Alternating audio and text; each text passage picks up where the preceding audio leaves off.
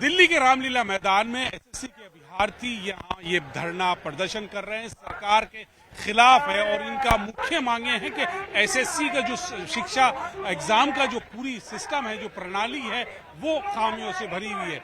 कई बार ये होता है कि प्रश्न कुछ और होता है जबकि उसका उत्तर कुछ और लिखा गया होता है।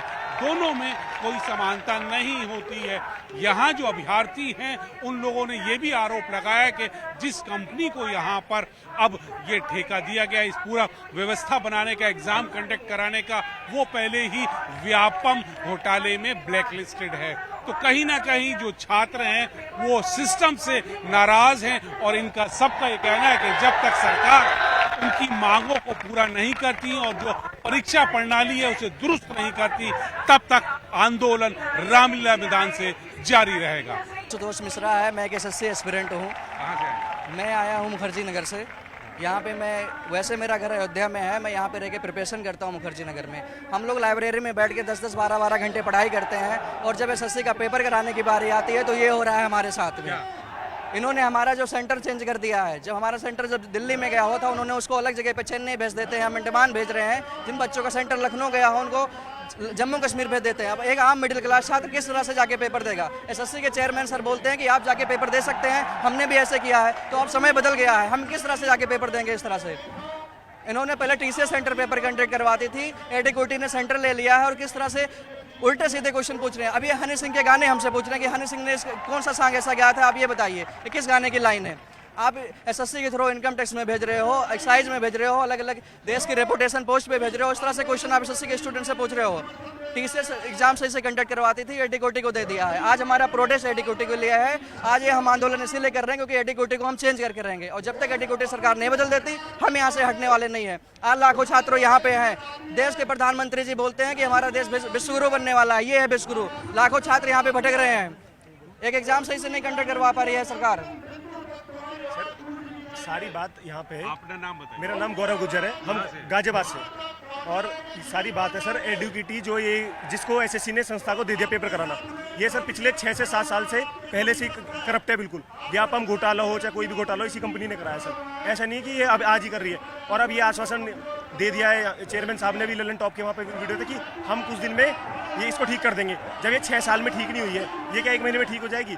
और क्वेश्चन तो सर पूछो मत, इतने गलत क्वेश्चन पूछे जाते हैं। उल्टा सीधा पेपर बन रहा है कि कोई पूछ रहा चिड़िया उड़ी, ऐसे ऐसे क्वेश्चन पूछ रहे थे, पक्षी उड़े वो उड़े, बेफालतू के क्वेश्चन। गणित के क्वेश्चन में ऑप्शन ये पक्षी उड़ते ही नहीं उड़ते, ऐसे ऐसे हुए। और ये बिल्कुल करप्ट है। ये बहुत बड़ा घोटाला हो रहा है। हमारे जो सर है अभिनय सर और ये आदित्य रंजन सर, इन्होंने यूट्यूब पे सारे प्रूफ डाले कैसे पेपर लीक हो रहे हैं, किस तरीके से धांधली हो रही है, किस तरीके से अंदर फोन ऐसा हो चुका है जो नॉर्मल जाना फोन जैसे कोई स्टेशनरी का सामान हो।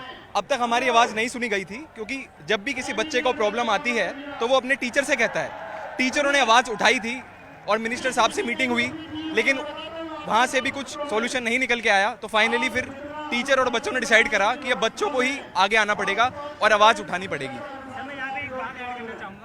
आपने कहा कि हमारी कोई बात नहीं सुनी गई है, हमें कोई आश्वासन नहीं दिया गया।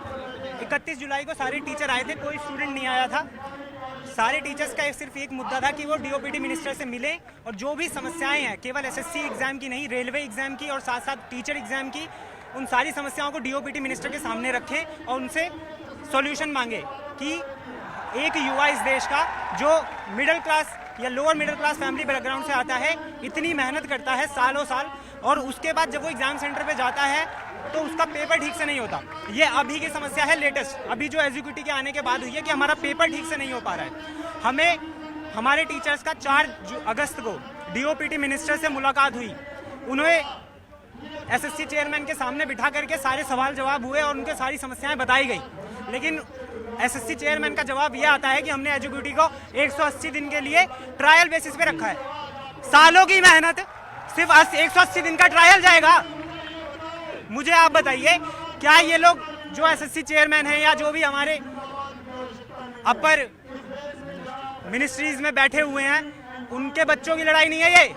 वो पेपर नहीं देते, वो तैयारी नहीं करते हैं, तैयारी हम जैसे लोग करते हैं। और जब हमें कोई सॉल्यूशन नहीं मिलता है, सॉल्यूशन तो छोड़िए सर, हम नौकरी नहीं मांग रहे, हम ये बोल रहे हैं कि जो नौकरी दे रहे हो वो ईमानदारी से दो, मत बढ़ाओ नौकरी। 14,500 अगर एसएससी सीजीएल में आपने प्रिपरेशन वैकेंसीज निकाली है ना, तो उसको ठीक तरीके से ले लो। ऐसे ऐसे सबूत मिले हमारे टीचर आदित्य रंजन सर को, जैसे हमारे भाई ने बताया, रिमोट एक्सेस के जरिए बच्चे पेपर दे रहे हैं दूसरे बच्चों का, सीटें बिक रही हैं। अभी स्टेनो का पेपर हुआ था, 60,000 बच्चों का री एग्जाम हो रहा है, जिसमें बैठने वाला एक बच्चा ही 2.5 लाख है। और फेज एक्स के एग्जाम में भी बहुत सारी दिक्कतें आई थी। 2.5 लाख में जो बच्चे 2.5 लाख पेपर दे रहे हैं, उसमें से 60,000 एसएससी खुद मान रही है कि दिक्कत हुई है। तो कैसे हम एसएससी सीजीएल जैसा एग्जाम जिसमें 27 लाख बच्चे बैठते हैं, कैसे ट्रस्ट कर सकते हैं हम एजुकेटी के ऊपर?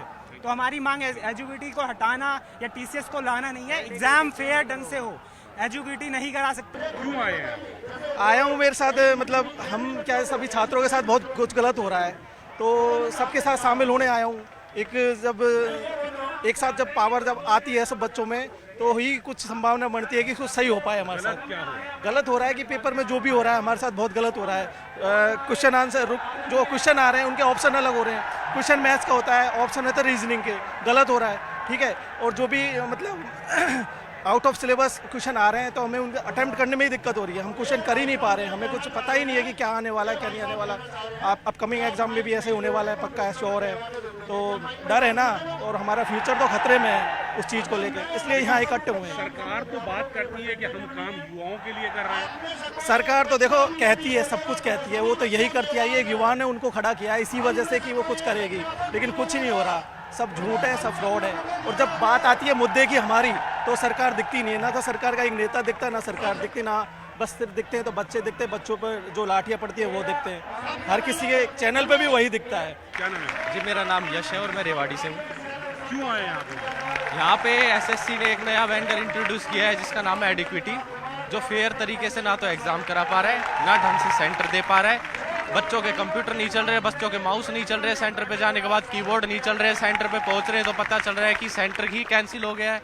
तो बच्चों को बहुत सी प्रॉब्लम्स है। पहले तो गिनी चुनी, जब टीसीएस वेंडर था तो गिनी चुनी प्रॉब्लम्स होती थी, पर जब से एडिक्विटी आया है तो प्रॉब्लम की लाइन लग गया। प्रॉब्लम्स बताने का भी कोई फ़ायदा नहीं है। डीओपीटी मिनिस्टर ने आश्वासन दिया था कि चीज़ें ठीक हो जाएंगी, पर अभी जैसे स्टेनो की आंसर की आई है, उस आंसर की में एक ही क्वेश्चन है, क्वेश्चन कुछ है, उसके ऑप्शंस कुछ है, कोई अलग सही क्वेश्चन मान रखा है, अलग अलग चीज़ों पे बहुत सी प्रॉब्लम्स है। तो सभी प्रॉब्लम्स को लेकर बच्चे परेशान होकर आखिरी में यहाँ रामलीला ग्राउंड में प्रदर्शन के लिए इकट्ठा हुए। तो ये एक तरह से आंदोलन लंबा चलेगा? जी अभी तो जैसा कि सुनने में आ रहा है कि 2 दिन की परमिशन मिली है रामलीला ग्राउंड में। अगर सरकार सुन लेती है तो बहुत अच्छा है, अगर नहीं सुनती तो इस आंदोलन को लंबा चलाया जाएगा। क्यों आए? सर यहाँ पर एसएससी का प्रोटेस्ट चल रहा है। एसएससी के जो एग्ज़ाम सिस्टम है उसमें कुछ कमियां हैं, उनको सुधारने के लिए हमने एक प्रोटेस्ट करा है यहाँ पे, उसके लिए आए हैं। और प्रोटेस्ट में मतलब एसएससी सिस्टम है उसमें बहुत सारी कमियां हैं, कोई एक कमी नहीं है, बहुत सारी कमियां हैं। पहली कमी तो यही है कि जो इनका सिस्टम है नॉर्मलाइजेशन का, किसी बच्चे का नंबर कम कर दिया, किसी बच्चे का नंबर बढ़ा दिए। उनके पास कोई सिस्टम मतलब एक प्रॉपरली तरीका नहीं है एग्जाम मार्क्स देने का। दूसरी बात क्या है, जो क्वेश्चन है वो रॉन्ग क्वेश्चन डाल दे रहे। और एसएससी बोलते हैं कि मेरे पास 31 जो पर्सन है, 31 लोग टेस्ट करते हैं उसको क्वेश्चन को, जब जाकर टेस्ट होगा हमारा। तो मेरा पूछना ये है कि जब 31 लोग उसको टेस्ट कर रहे हैं क्वेश्चन को, तो फिर वो गलत कैसे क्वेश्चन होगा हमारे सिस्टम में? ये तो इसका रास्ता क्या है, समाधान क्या है? इसका रास्ता खुद एसएससी के पास है। क्या जो करना नहीं चाह रहे, एसएससी के पास रास्ता ये है कि इसके पास जब 31 बंदों की टीम है, तो वो क्या 31 बंदे चेक नहीं कर पा रहे क्वेश्चन सही है गलत है। वो खुद गलती कर रहे हैं और पर क्वेश्चन के हिसाब से 100 रुपये चार्ज करते हैं एक बच्चे से। तो आगे क्या, अब कब तक रहेगा यहाँ? जब तक हमारी मांग पूरी नहीं होगी तब तक के लिए। कैमरामैन जगदीश गौतम के साथ नई दिल्ली से अशरफ काज़मी, न्यूज़ 18।